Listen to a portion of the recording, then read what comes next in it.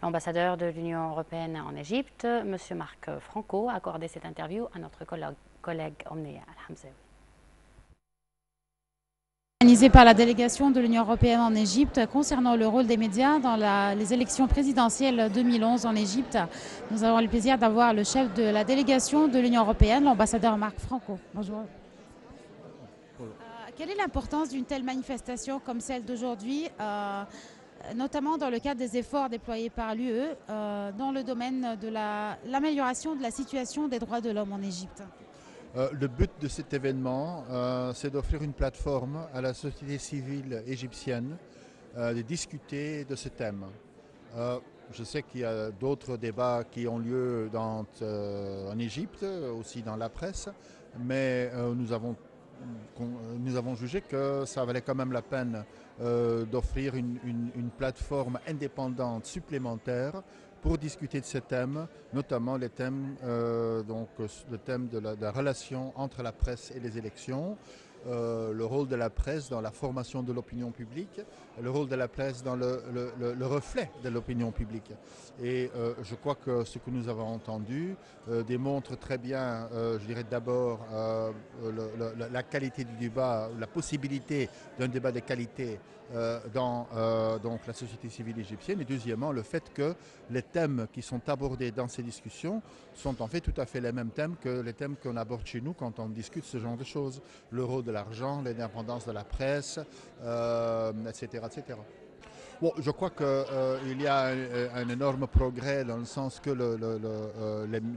surtout la presse écrite, disons, est une presse libre. On peut lire des opinions différentes dans la presse. Donc nous considérons qu'il y a un débat effectif dans la presse. C'est peut-être un peu moins le cas, c'est moins le cas dans les médias télévisés, mais au niveau de disons de la presse écrite, certainement, il y a une liberté d'expression.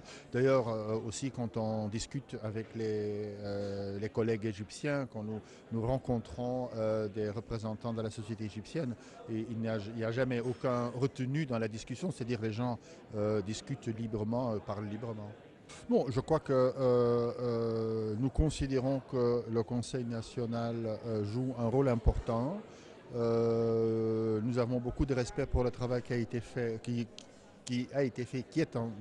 s'est fait dans cette équipe. D'ailleurs, le rapport annuel est un reflet tout à fait objectif et intéressant et honnête de la situation, de l'évolution de la situation des droits de l'homme en Égypte. Bon, écoutez, il est difficile d'avoir un jugement très précis là-dessus parce que, comme il a été dit dans le débat, ce n'est pas parce que c'est une chaîne gouvernementale qu'elle n'est pas indépendante. Parmi les chaînes les plus prestigieuses et indépendantes de ce monde, ce sont des chaînes d'État. Je pense par exemple à la BBC. Le fait qu'une chaîne ou un journal est un journal privé n'est pas, comment dirais-je, une garantie d'indépendance non plus, parce qu'il peut y avoir des intérêts financiers derrière qui en fait influencent fortement la gestion de la chaîne ou la gestion du journal. Donc ce n'est pas une situation de noir et blanc comme ça a été dit ici. Disons, ce qui est important, c'est que ceux qui sont le propriétaire du journal, soit le gouvernement ou le secteur privé, en fait laissent une liberté de rédaction aux journalistes qui leur permettent effectivement de jouer leur rôle. Merci beaucoup. Merci à vous. Avec cette interview, Madame, Monsieur, nous terminons cette édition de notre panorama quotidien. Je remercie mes collègues au studio, Mona Daly et Dina Zahra. Merci. Merci de nous avoir suivis. On se retrouve tout à l'heure, dans 1 heure, pour l'émission directe.